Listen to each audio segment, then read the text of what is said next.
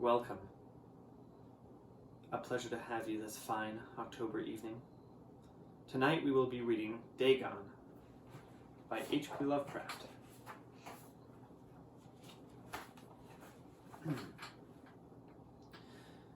I am writing this under an appreciable mental strain, since by tonight I shall be no more.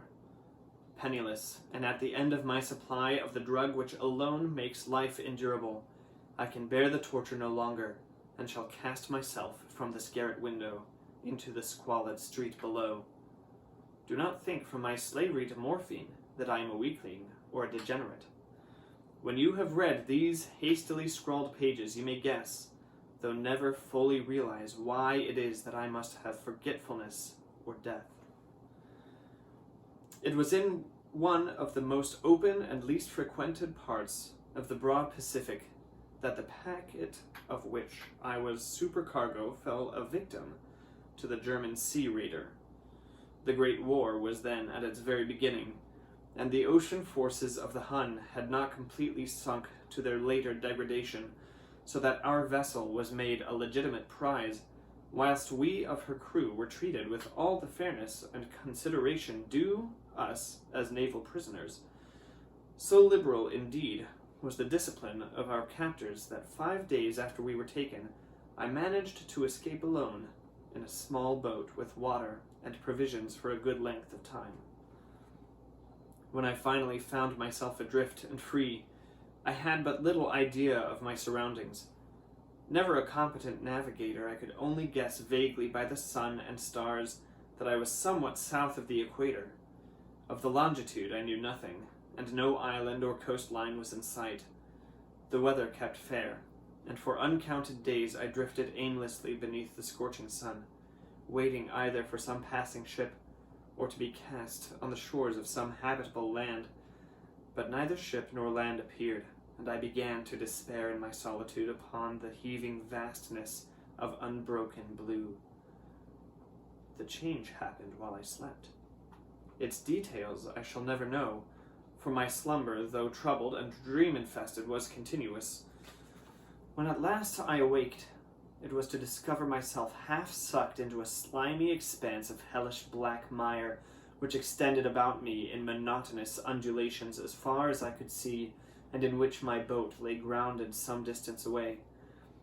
Though one might well imagine that my first sensation would be of wonder at so prodigious and unexpected a transformation of scenery, I was in reality more horrified than astonished, for there was in the air and in the rotting soil a sinister quality which chilled me to the very core.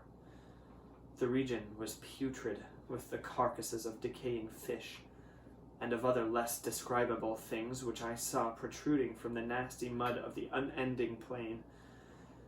Perhaps I should not hope to convey in mere words the unutterable hideousness that can dwell in absolute silence and barren immensity. There was nothing within hearing, and nothing in sight save a vast reach of black slime. Yet the very completeness of the stillness and homogeneity of the landscape oppressed me with a nauseating fear. The sun was blazing down from a sky which seemed to me almost black in its cloudless cruelty, as though reflecting the inky marsh beneath my feet. As I crawled into the stranded boat, I realized that only one theory could explain my position. Through some unprecedented volcanic upheaval, a portion of the ocean floor must have been thrown to the surface, exposing regions which for innumerable millions of years had lain hidden under unfathomable, watery depths. So great was the extent of the new land which had risen beneath me, that I could not detect the faintest noise of the surging ocean, strain my ears as I might, nor were there any seafowl to prey upon the dead things. For several hours I sat thinking, or brooding in the boat, which lay upon its side and afforded a slight shade as the sun moved across the heavens. As the day progressed, the ground lost some of its stickiness, and seemed likely to dry sufficiently for traveling purposes in a short time.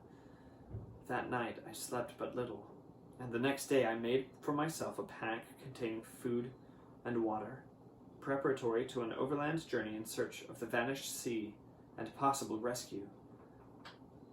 On the third morning, I found the soil dry enough to walk upon with ease.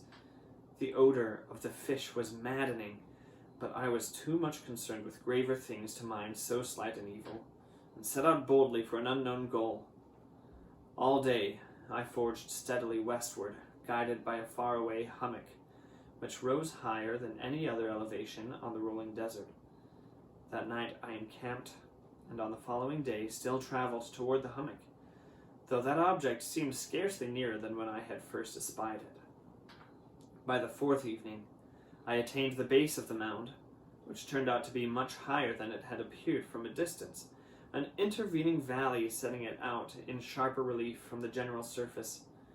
Too weary to ascend, I slept in the shadow of the hill. I know not why my dreams were so wild that night, but ere the waning and fantastically gibbous moon had risen far above the eastern plain, I was awake in a cold perspiration, determined to sleep no more. Such visions as I had experienced were too much for me to endure again, and in the glow of the moon I saw how unwise I had been to travel by day. Without the glare of the parching sun, my journey would have cost me less energy. Indeed, I now felt quite able to perform the ascent which had deterred me at sunset. Picking up my pack, I started for the crest of the eminence.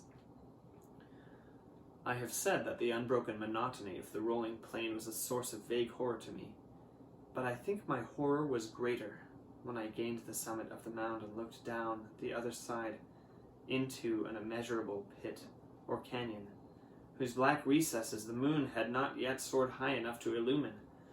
I felt myself on the edge of the world, peering over the rim into a fathomless chaos of eternal night.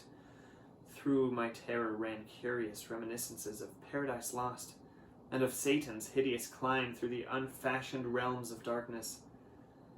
As the moon climbed higher in the sky, I began to see that the slopes of the valley were not quite so perpendicular as I had imagined. Ledges and outcroppings of rock afforded fairly easy footholds for a descent, whilst after a drop of a few hundred feet the declivity became very gradual. Urged on by an impulse which I cannot definitely analyze, I scrambled with difficulty down the rocks and stood on the gentler slope beneath, gazing into the Stygian deeps where no light had yet penetrated.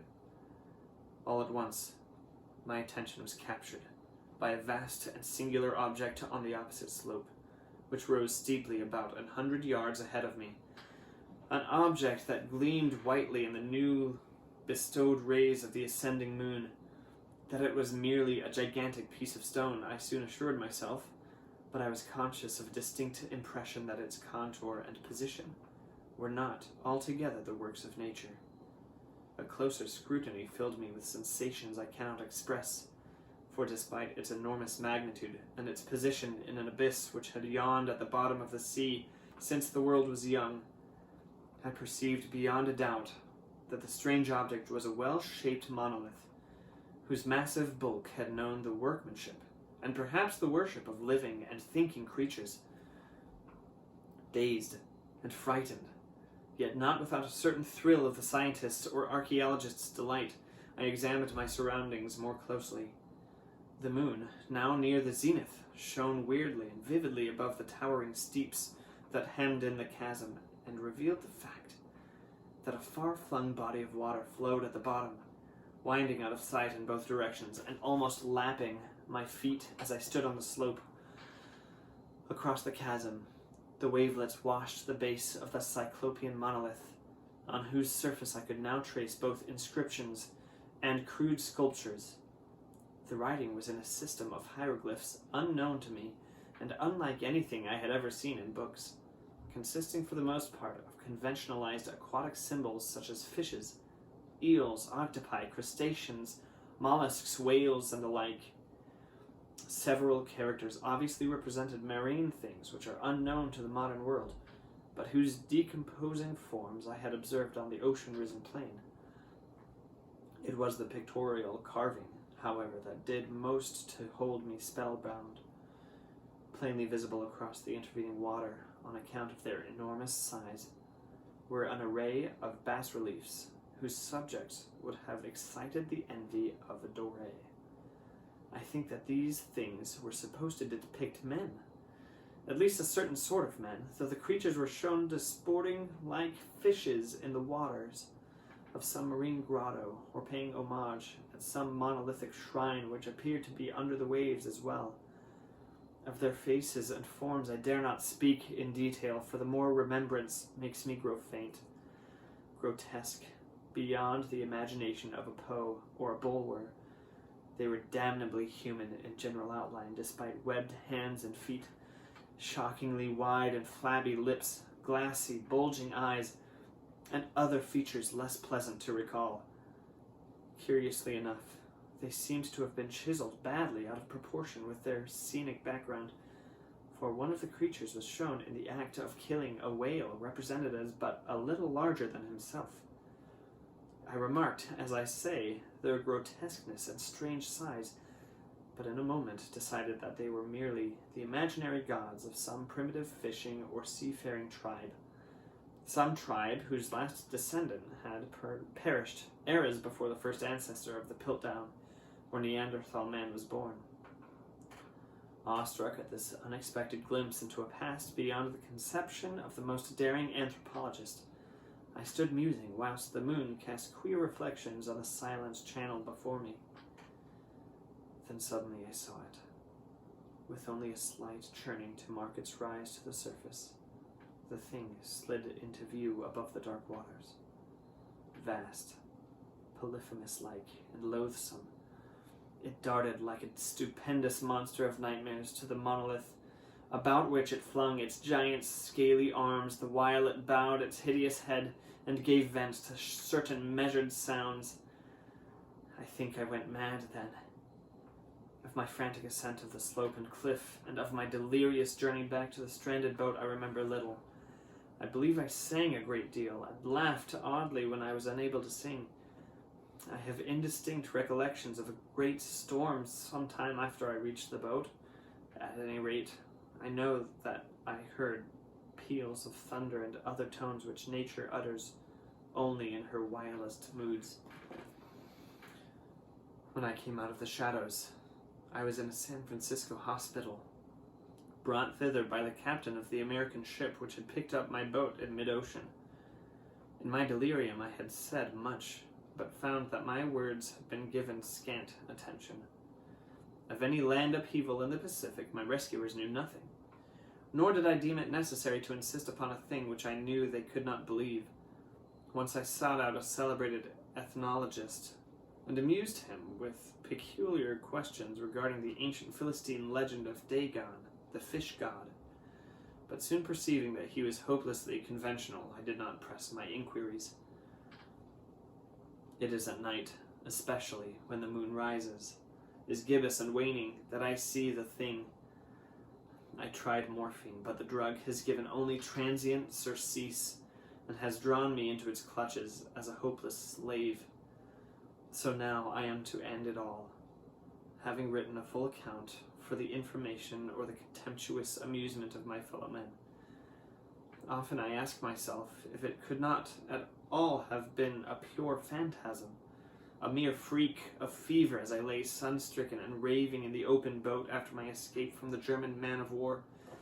This I ask myself, but ever does there come before me a hideously vivid vision in reply. I cannot think of the deep sea without shuddering at the nameless things that may at this very moment be crawling and floundering on its slimy bed, worshipping their ancient stone idols and carving their own detestable likenesses on submarine obelisks of water-soaked granite. I dream of a day when they may rise above the billows to drag down in their reeking talons the remnants of puny, war-exhausted mankind, of a day when the land shall sink and the dark ocean floor shall ascend amidst universal pandemonium. The end is near. I hear a noise at the door, as of some immense slippery body lumbering against it. It shall not find me. Heavens, that hand! The window! The window!